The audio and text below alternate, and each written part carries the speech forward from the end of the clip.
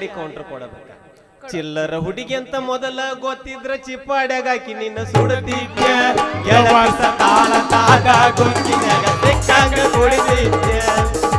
ಗೆಳತಿ ಸತಾಳತಾಗ ಗುಂಗಿನ್ಯಾಗ ಸಿಕ್ಕಂಗ ಕುಡಿದಿದ್ಯ ಮನೆ ಮಂದಿಗೆ ಮಿಕ್ಕೇನ ಒಂದ ಕೈ ನೋಡೆ ಬಿಡ್ತಾನೆ ಮನೆ ಮಂದಿಗೆ ಮಿಕ್ಕೇನ